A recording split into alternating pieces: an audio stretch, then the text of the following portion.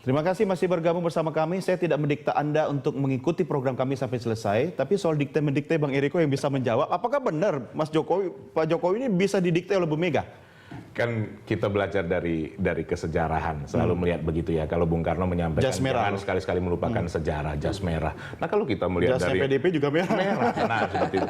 Kalau kita melihat dari mulai di Solo sampai juga di Jakarta, apakah selama ini Pak Jokowi bisa diintervensi? Tidak.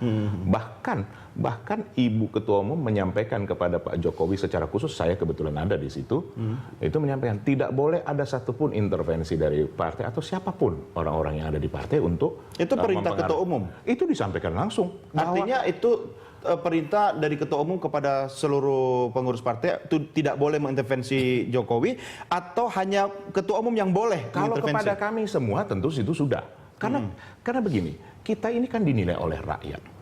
Seperti itu. Betul dimajukan oleh partai, tapi kan pada akhirnya dinilai oleh rakyat. Dan itu di ujungnya adalah partai akhirnya.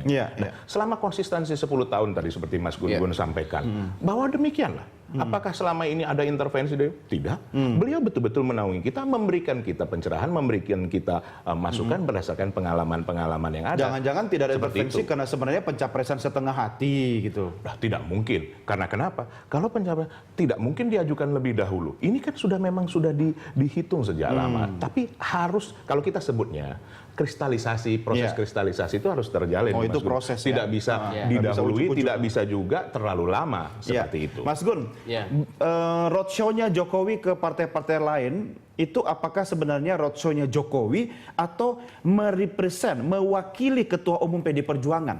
Ya itu pasti semuanya, karena pergerakan Pak Jokowi sekarang kan bukan Jokowi personal, tapi Jokowi dengan representasi mesin politiknya. Misalnya datang ke Nasdem, pasti kan juga merepresentasikan arah atau bandul politik PD Perjuangan. Tapi ketika misalnya Nasdem menerima Jokowi, apakah misalnya Surya Paloh bisa menganggap bahwa oh ini sebenarnya merepresentasikan Megawati Soekarno Putri? Pasti merepresentasikan, karena Jokowi sekarang adalah capresnya PD Perjuangan. Kalau ada misalnya merevisi keputusan politik mencalonkan Jokowi, blunder politik yang sangat luar biasa.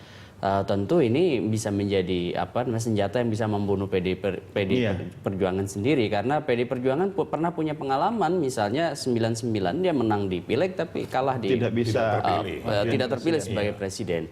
Nah ini kan tentu tidak mau diulang. Angka 33 loh waktu itu. Sekarang angkanya cuma 19.